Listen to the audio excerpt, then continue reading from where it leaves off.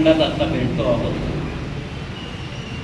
नेपाळमध्ये जे झालेलं आहे, बांगलादेशमध्ये जे झालेलं आहे, श्रीलंकेमध्ये जे झालेलं आहे, हे सगळ्या आसपासच्या घटना आहेत आपल्या. आणि याच्यामध्ये तरुणांचा पुढाकार खूप आहे, तरुणींचा पुढाकार आहे. ते केवळ काय तुमचं सोशल मीडिया बंद केलं, त्याच्यावर निर्बंध घातले, एवढ्यातून आलेलं प्रकरण नाही आहे. जगभरचे तरुण अस्वस्थ आहेत, दक्षिण आशियातले तरुण अस्वस्थ आहेत, भारतातले तरुण अस्वस्थ आहेत.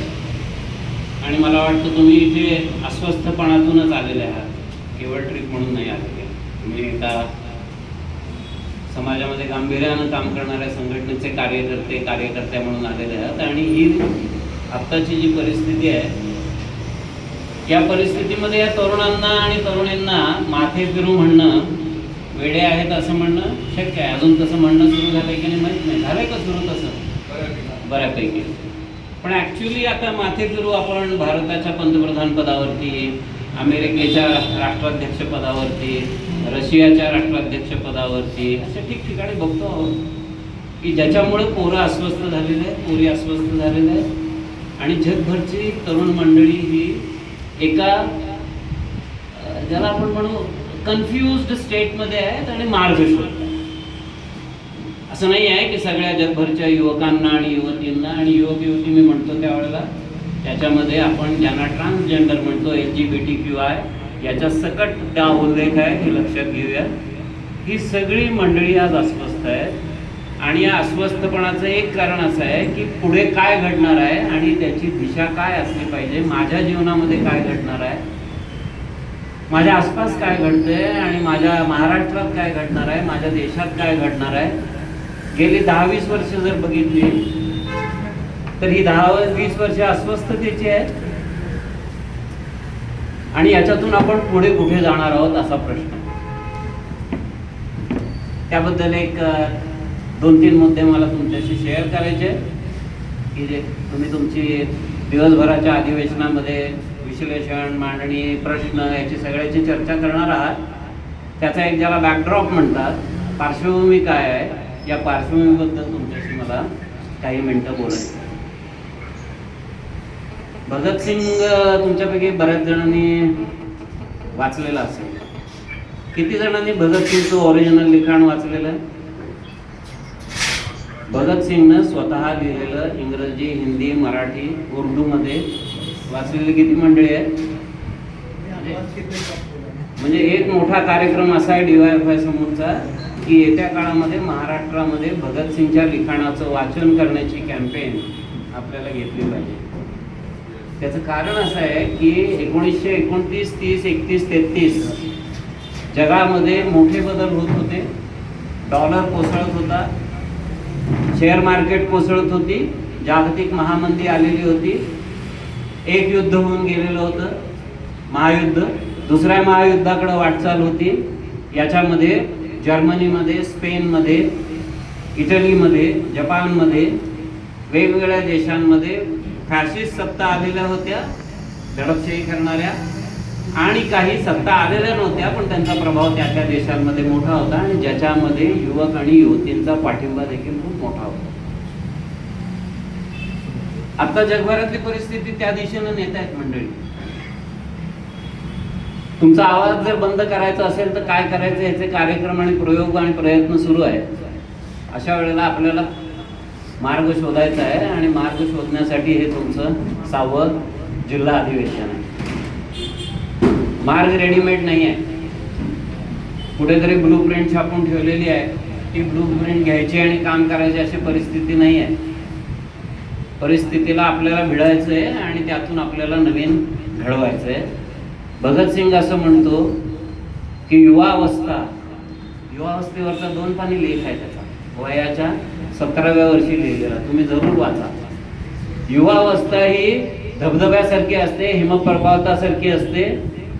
युवक हा 2च अवस्थांमध्ये जाऊ शकतो. मी जेव्हा युवक म्हणतो त्यावेळेला युवक, युवती आणि मगाशी म्हटलं तसं सगळ्यांचा त्याच्यामध्ये समावेश आहे. एकतर तो वरच्या प्रगतीच्या टोकाला जाऊ शकतो किंवा अधःपातामध्ये पोहोचू शकतो. भगतसिंग त्याच्यात असंही म्हणतो की जगातले कुठलंही परिवर्तन काढा, कुठलीही क्रांती काढा, त्याच्यामध्ये आघाडीवर कोण आहे? युवक आणि युवती आहे. भले ते कामगार असतील, भले ते शेतकरी असतील, भले ते शेतमजूर असतील, भले ते महाविद्यालयीन युवक युवती असतील, भले ते वस्त्यांमधले असतील, भले ते गावांमधले असतील, आदिवासी पाड्यांवरचे असतील, पण मुख्यतः युवक आणि युवती सामाजिक परिवर्तन आणि क्रांती पुढे नेतात, त्याचं नेतृत्व करत असतात. पांढरे केसवाले त्यांना आपला अनुभव आणि आपलं चिंतन द्यायला अशा अधिवेशनामध्ये आलेले असतात.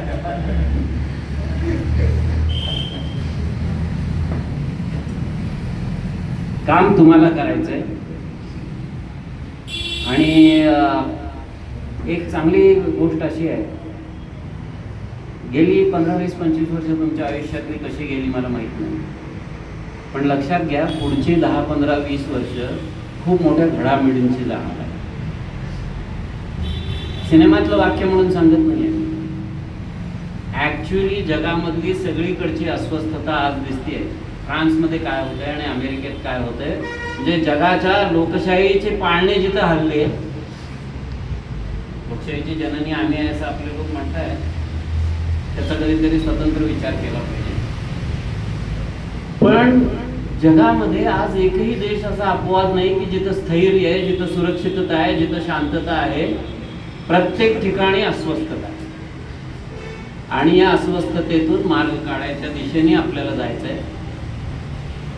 पहिली गोष्ट मित्रमैत्रिणींना अशी आहे की तुमच्या जीवनाशी जोडलेली आहे.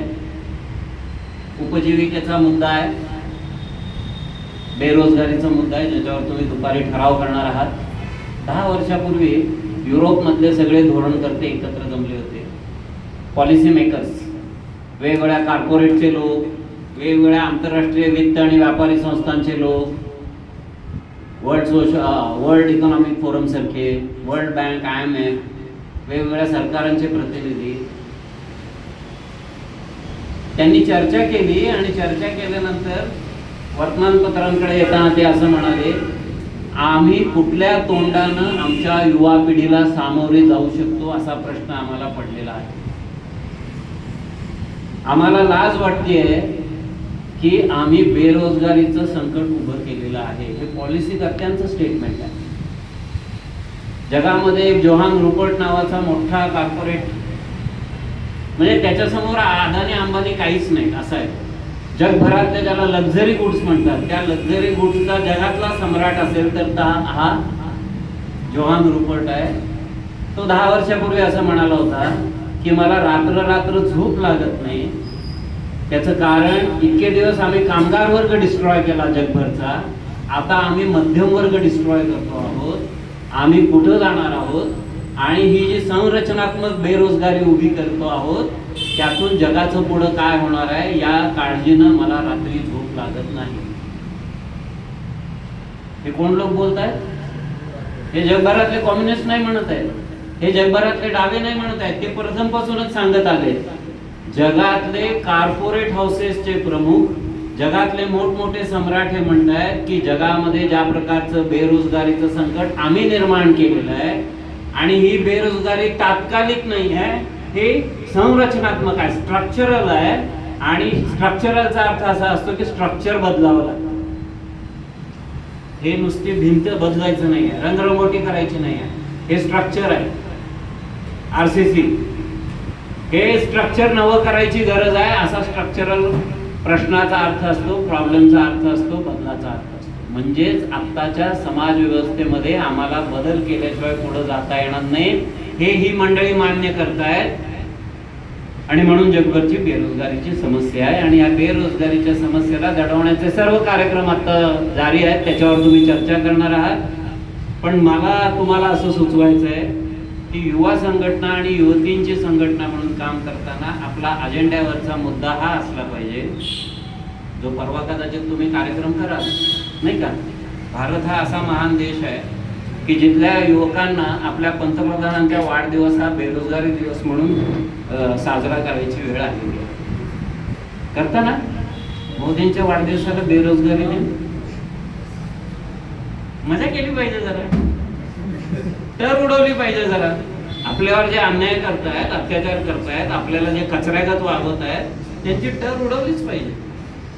काय घाबरायचं कारण नाही. पण मुद्दा असा आहे, इथून पुढच्या विकासाचं गमक किंवा निकष तुम्ही ह्याचा आग्रह धरला पाहिजे की प्रत्येकाला, युवकाला, युवतीला रोजगार आणि उपजीविकेचं साधन मिळतं की नाही याच्याशी जोडलेल्या विकासाचीच आम्ही चर्चा करू, मागणी करू. त्या दिशेने देश कसा जाईल याचा विचार करू. लक्षात आलं मी काय म्हटलं ते? AI न काय होतंय, बिल्डिंगा बांधून काय होतंय, पूल बांधून काय होतंय, बुलेट ट्रेन आणून काय होतंय, ह्याची चर्चा, ह्याचा निकष, ह्याचा निकाल जो काय लावायचा आहे तो या मुद्द्यावर लावायचा युवकांनी आणि युवतींनी. नंबर 1 की देशातल्या प्रत्येक युवकाला, युवतीला रोजगार आणि उपजीविकेचं साधन मिळतं की नाही. येत्या 10 वर्षाचा तुमचा कार्यक्रम काय, याच्यावरती आपण जागृतीच्या मोहिमा, चर्चा, संवाद, व्हॉट्सअप पासून प्रत्येक गोष्टीचा वापर यासाठी केला पाहिजे. याच्यासाठी लागणारी आकडेवारी, माहिती, विश्लेषण ठिकाण उपलब्ध आहे. ते हस्तगत कसं करायचं तुम्हाला माहिती आहे. हा मुद्दा पहिला लावून धरला पाहिजे. इथून पुढच्या काळामध्ये जगामध्ये स्ट्रक्चरल बदल जर घडवायचा असेल, जगात जर नवा बदल घडवायचा असेल, तर त्याचा कळीचा मुद्दा हा रोजगार आणि उपजीविकेची साधनं याच्याशी जोडलेला असणार आहे. हा विषय कदाचित घिसापिटा वाटेल तुम्हाला. अहो काय होत नाही हो, किती पण केलं तर काहीच होत नाही हो. हे खरं आहे. परिस्थिती अशा टोकाला नेली जाते की एकीकडे बेरोजगारी होत असताना दुसरीकडे तंत्रज्ञानाचा वापर हा पुन्हा बेरोजगारी वाढवण्यासाठी आहे आणि 12 तासाचा दिवस करतायत. याच्यातून कमीत कमी लोकांना रोजगारावर ठेवणं, त्यांच्याकडून जास्तीत जास्त काम करून घेणं आणि भांडवलशाहीचं जे काही चक्र आहे ते चालू ठेवणं, असा कार्यक्रम जगभरची मंडळी आखतायत. त्याच्या विरोधामध्ये जर आपल्याला उभं राहायचं असेल तर हा मुद्दा कळीचा आहे. आणि म्हणून मी म्हटलं की भगतसिंग याबद्दल काय म्हणतो, सुखदेव काय म्हणतो, राजगुरू काय म्हणत होता, भगवतीचरण वोरा काय म्हणतो, रामप्रसाद बिस्मिल काय म्हणत होता, ही सगळी मंडळी बेरोजगारीचा मुद्दा, युवकांचा मुद्दा, युवतींचा मुद्दा गेल्या 100 वर्षात देशात कशी मांडण्यात आलेली आहे हे समजून घेऊन आपण काम केलं पाहिजे. दुसरा मुद्दा याच्याशी जोडलेला, युवक आणि युवती म्हणून विचार करताना, तो मुद्दा आहे विकासाशी जोडलेला पर्यावरण आणि आपल्या जगण्याचा. अलीकडे वेगवेगळ्या आजारातून जाणारी मंडळी किती आहेत तरुणांमध्ये. कोविड सकट घरीच असतील ना. 35-40 हार्ट अटॅक, मधुमेह बातम्या येत आहेत की नाही.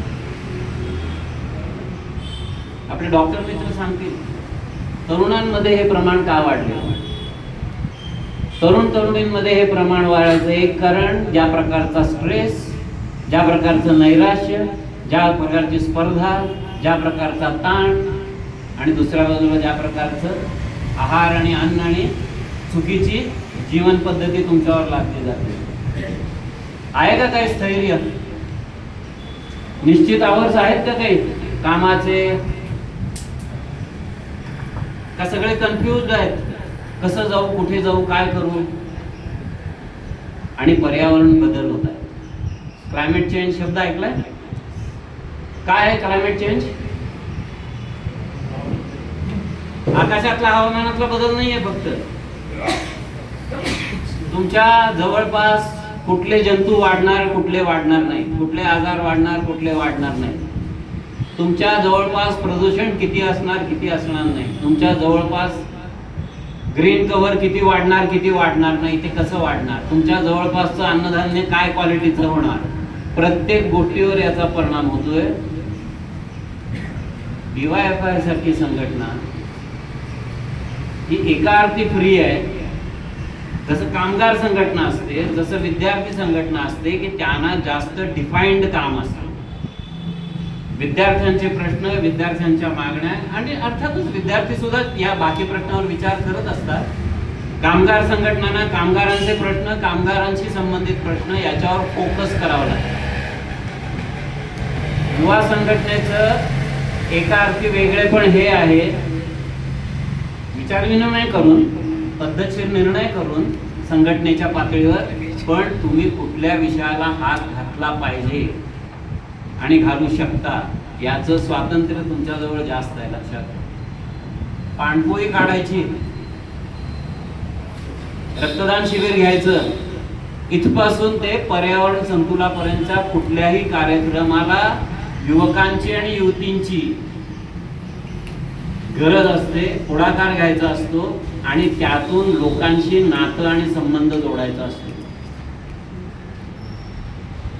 त्यामुळे दुसरा मुद्दा आपल्याला हा लक्षात घेतला पाहिजे की लोकांचे जगण्याचे प्रश्न, शेतीच्या अरिष्टाचे प्रश्न, मुंबईत पूर येणार की नाही आणि हिंजवडीमध्ये किती IT फायटी केलं तरी चिखलातून जावं लागणार का, हे सगळे प्रश्न एका अर्थी क्लायमेट चेंजशी जोडलेले आहेत. आणि म्हणून तुम्हाला तो एक मुद्दा आपल्या जगण्यामध्ये, विचारामध्ये, कामामध्ये घेणं हे आव्हान ऐरणीवरती घ्यायला लागतं. तिसऱ्या एका मुद्द्याबद्दल मला तुमच्याशी बोलायचं आहे. तुमच्यामध्ये लेखन करणारे लोक किती आहेत? लाजू नका हो. कविता लिहिणारे लोक किती आहेत? सिनेमे बघणारे सगळे फोटो बोलताय. सिनेमा बघणारे सगळे हात वर करणारे असले पाहिजे माझ्या सकट.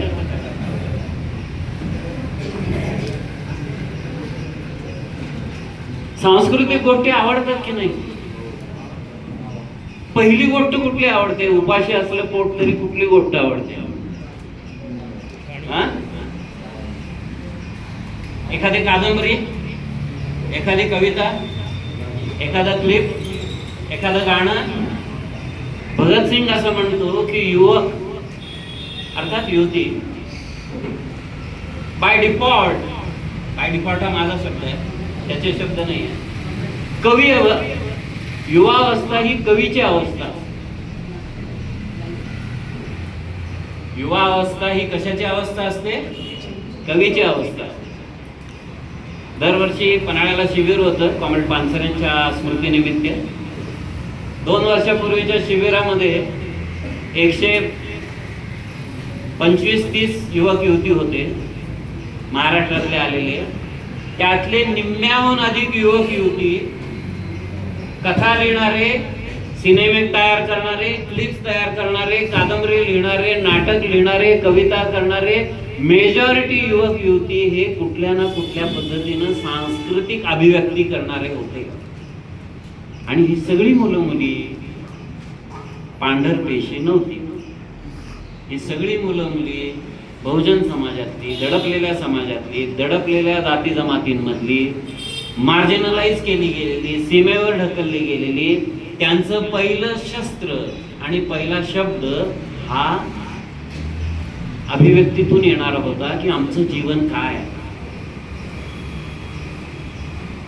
DYFIने महाराष्ट्राभरामध्ये, पुण्यामध्ये याची महामोहीम घेतली पाहिजे की जे जे अभिव्यक्त करू पाहणारे तरुण तरुणी आहेत ते आपल्याशी कसे जोडले जातील आणि ते दत्ता देसाईंचं भाषण ऐकण्यासाठी नव्हे तर ते त्यांचं मन व्यक्त करण्यासाठी कसे येतील. पहिली अटॅचमेंट आपली कल्चरल तयार झाली. मी प्यासा बघून बदललो. प्यासा सिनेमा ऐकलंय ना?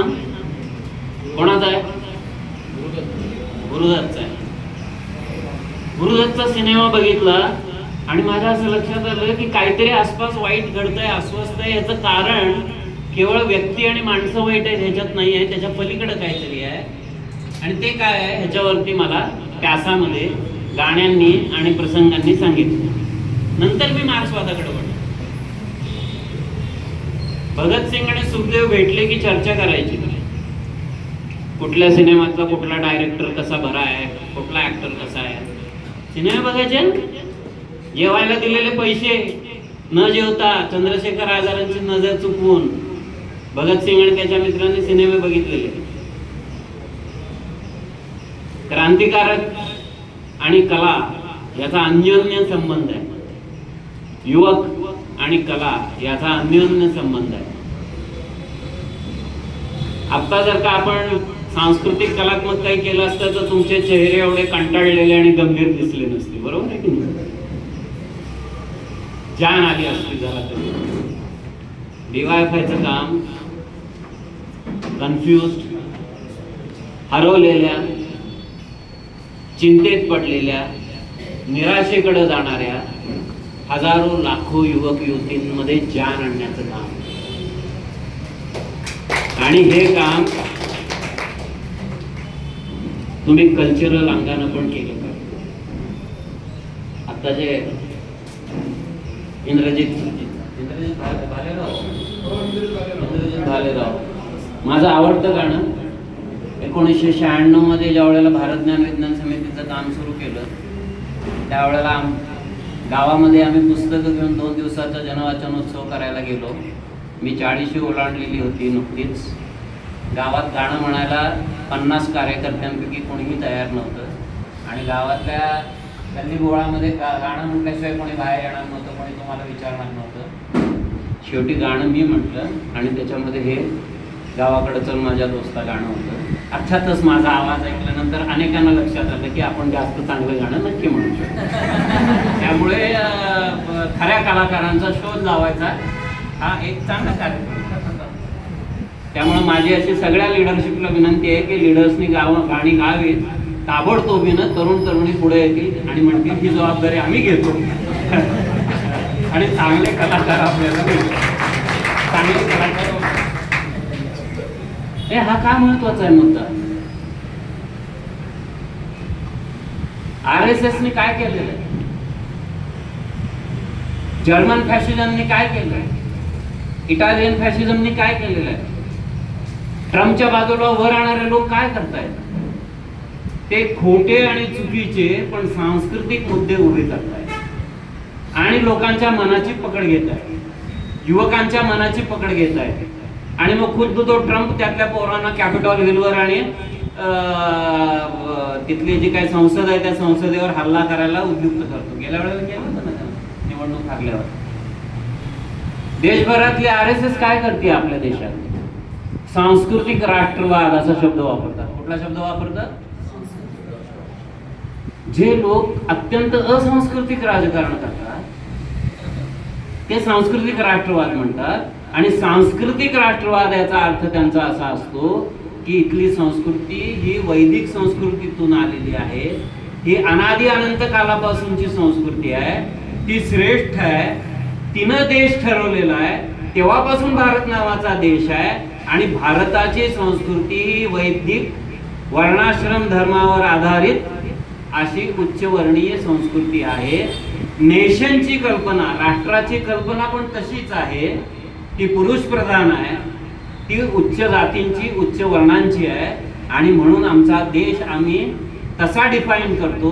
आमचा सांस्कृतिक राष्ट्रवाद त्यातून येतो आणि म्हणून ते पुन्हा पुन्हा मनुस्मृती लादायचा प्रयत्न करतात.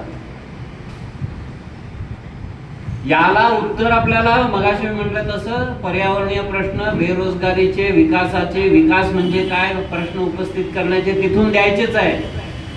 पण कहीं पे निगाहे कहीं पे निशाणा होऊन उपयोगी नाही. आपण इकडे लढतोय, गॅप सांस्कृतिक जीवनात राहते आहे आणि सनातन धर्मापासून सगळे लोकांच्या मनामध्ये गल्लीबोळामध्ये कुठल्याही गावात जाऊन बघा, उच्च शिक्षित प्राध्यापकापासून बचत गटातल्या बाईपर्यंत, वेगवेगळ्या स्वाध्याय परिवारापासून सनातनच्या अभ्यास वर्गापर्यंत जाऊन बसतात. त्यांना बाजूला नाही ढकललं पाहिजे, त्यांच्याशी आपलं नातं प्रस्थापित केलं पाहिजे. पहिलं नातं सांस्कृतिक जीवनातून होणार. आणि म्हणून तिसरा महत्वाचा मुद्दा मला तुमच्या समोर हा मांडायचा आहे की मोकळेपणानं सगळे प्रश्न, बेरोजगारीपासून पर्यावरणापासून राजकारणापर्यंत आणि वैयक्तिक प्रेमभंगाचे सुद्धा. प्रेमभंग हे फक्त वैयक्तिक असतं का? दुनिया की कोई भी दीवार हमें हमारे बीच में नहीं आ सकती असं म्हणतात का? असं म्हणतात तुम्ही? असं म्हटल्यावर पोरगी ऐकते का? किंवा एखाद्या मुलीने असं म्हटल्यावर एखादा पोरगाचा विश्वास बसतो का? दुनिया की कोई दीवार वगैरे. आमच्या काळात होतं बाबा तसं. तुमच्या काळात काय झालंय मला खरंच माहिती नाही, एकदा समजून घ्यायला पाहिजे. जैनजी का तुम्ही? जैनजी का? का जैनजी तुमच्या नंतरची? तुम्ही मिक्स आहात ना? हा, तुम्ही जैनजी नाही. जैनजी कसा विचार करताय? मला जैनजीतली पोरी भेटली होती परवा, 14-15 वर्षाची. ती म्हणाली, काका आम्हाला शाळेत ते दुसरी तिसरीच्या पोरांना, अल्फा म्हणतात ना त्यांना, अल्फा पोरांना मेंटॉर म्हणून जायला लावता. काय तू कसली घातक पोरं आहेत म्हणाले. सॉलिड आहे, हँडलच करता येत नाही. कोण सांगताय? जैनजी. ती 14 वर्षाची माझी नात आहे का, माझ्या बहिणीची नात आहे. अशा पिढ्या हँडल करायच्या आहेत ते तुम्ही करू शकता, ते असे लोक नाही करू शकत. आणि हे कल्चर मधून DYFI समोर त्यामुळे भरपूर आव्हान आहेत आणि आव्हान असण्या इतकं आनंददायी गोष्ट कुठल्याही लहान लेकराला घ्या, आपल्याला काहीच काम नाही म्हटलं की ते चिडचिड करते. त्यामुळे DYFI मधल्या प्रत्येक मुला मुली समोर सतत काम असलं पाहिजे. काम नसेल तर स्वतः शोधलं पाहिजे. ते शोधताना तुमच्या कमिट्या आहेत, संघटना आहेत, तिची धोरणं आहेत, तिचे ठराव आहेत, त्यातून मार्गदर्शन आहे, ते तर आहेच. परंतु सतत प्रयोग केले पाहिजे की लोकांपर्यंत कसं पोहोचायचंय, लोकांना कसं जोडून घ्यायचंय, युवक व्यक्तींना कसं जोडायचंय. शेवटचा हा मुद्दा बोलून मी थांबणार.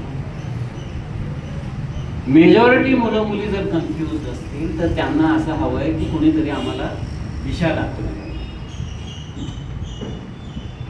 काहीतरी शोधायला मदत झाली.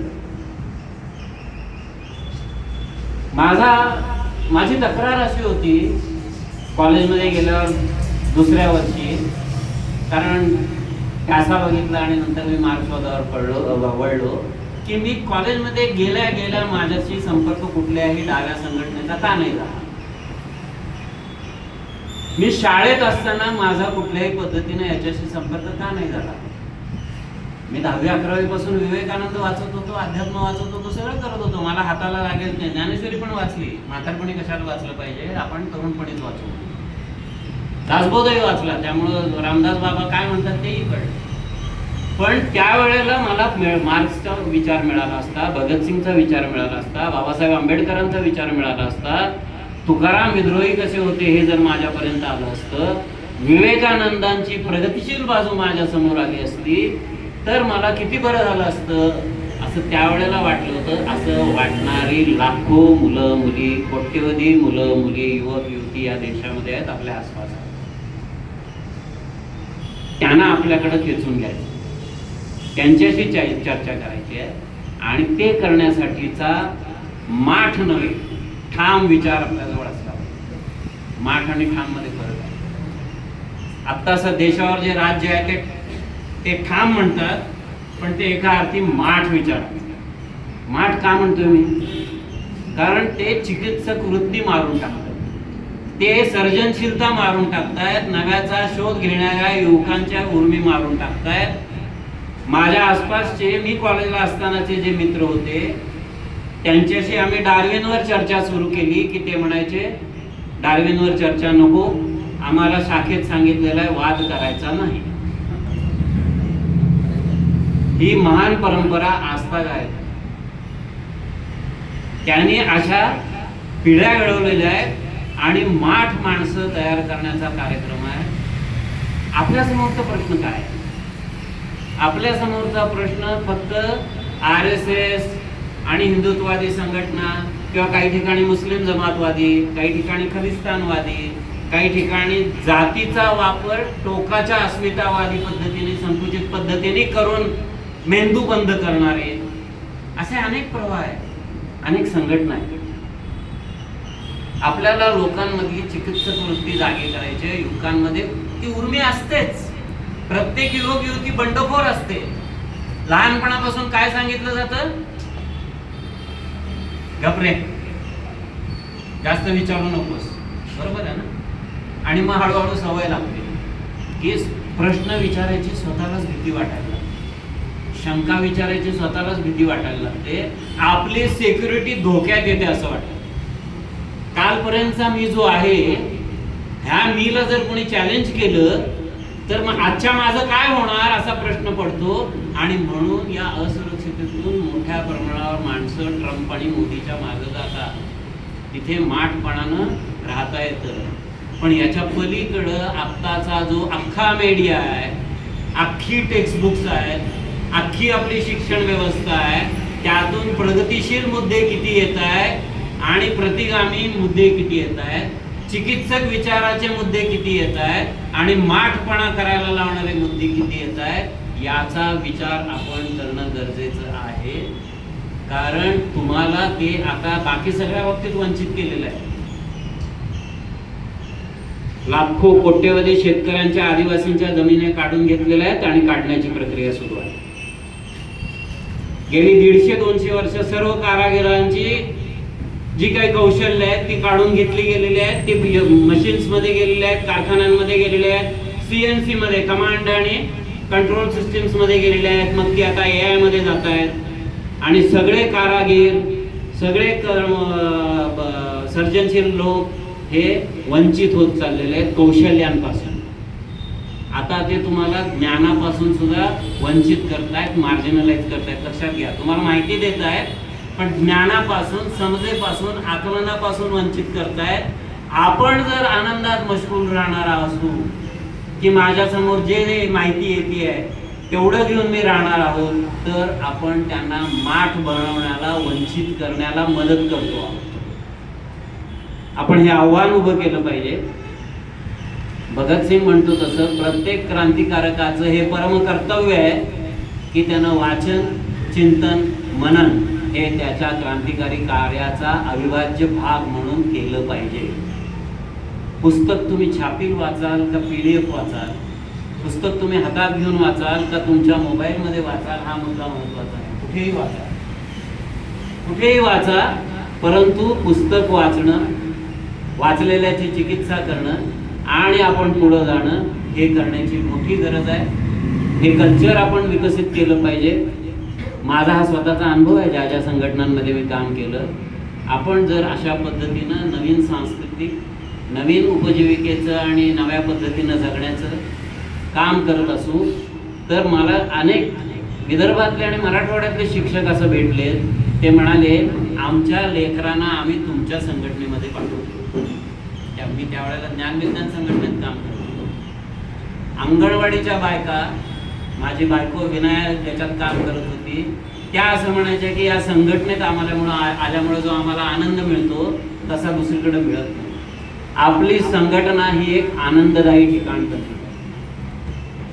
भेटण्याची ओढ आणि आतुरता आणि आस्था असली पाहिजे. जगामध्ये आता जे आपल्याकडून काढून घेतलं जातंय त्यावर मात करण्यासाठी आपण एकत्र येतो आहोत. आणि आपल्या संघटनेच्या नावापासून सगळं त्यातल्या नवीन लोकांनी विशेषतः समजून घेतलं पाहिजे की या संघटनेच्या नावामध्ये डेमोक्रेटिक का, लोकशाही का, लोकशाहीचा अर्थ काय, लोकशाहीचा अर्थ पुन्हा एकदा खोलून बघितला पाहिजे. लोकशाहीचा बाबासाहेबांनी सांगितलेला अर्थ काय आहे? केवळ मतदानाची नव्हे, केवळ राजकीय नव्हे, आर्थिक सामाजिक लोकशाहीपर्यंत जाण्याचा मुद्दा आहे. पण त्याच वेळेला याचा अर्थ असा आहे की या देशातल्या प्रत्येक व्यक्तीशी नातं जोडणं, याचा अर्थ लोकशाही आहे. आणि प्रत्येक व्यक्तीला लोकशाहीवादी बनवणं हे काम आपलं आहे. उरलेल्याही आणखीन 3 शब्दांचे तुम्ही अर्थ समजून घ्या. मी एवढंच म्हणेन मित्रमैत्रिणींनो की येथून पुढच्या काळामध्ये ज्यांना ज्यांना काम करायचं आहे, वैयक्तिक जीवनामध्ये वैयक्तिक जीवन सुधारायचं आहे, नैराश्य